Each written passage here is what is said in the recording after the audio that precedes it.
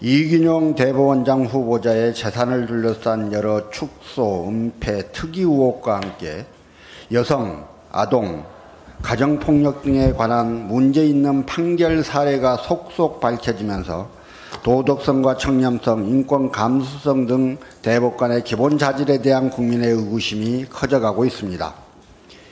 이 후보자와 가족은 2000년부터 처가가 운영하는 회사의 비상장 주식을 약 10억 원 상당 보유하고 있었고, 최근 3년간 1억 7천여만 원의 배당금 수익을 올렸음에도 이를 공직자 재산신고에서 밝히지 않았습니다. 또한 재산신고 대상인 후보자의 두 자녀가 해외 거주 당시 근로활동을 하였음에도 해당 기간 자녀의 해외 계좌와 부동산 등 재산 내역도 공직자 재산신고에서 누락했습니다. 공직자윤리법에 따라 고위공직자는 자신과 가족의 재산을 등록해야 하며 거짓으로 기재할 경우 최대 해임에 이르는 징계에 처하도록 되어 있습니다.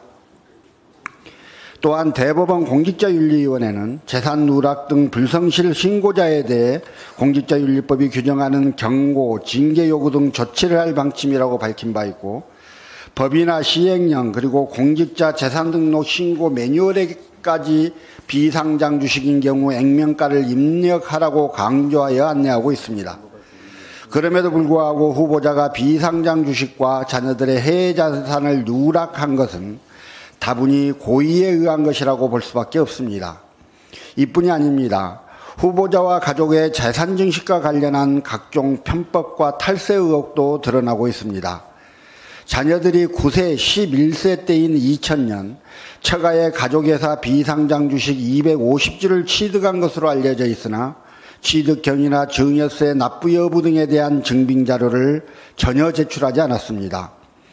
후보자와 배우자가 장인으로부터 토지를 증여받았음에도 세금을 줄이기 위해 증여가 아닌 매매로 신고한 것 아니냐는 의혹도 제기되었습니다. 2014년 이 후보자와 배우자는 장인으로부터 증여받은 것으로 의심되는 토지를 매각해 수십억 원의 이익을 얻었습니다. 이 과정에서 세금을 회피하기 위한 편법이 없었는지 후보자는 명백하게 밝혀야 합니다. 대한민국 사법부 수장인 대법원장 후보자가 법이 바뀌었는지 몰랐다는 변명을 한다면 어느 국민이 수긍할 수 있겠습니까?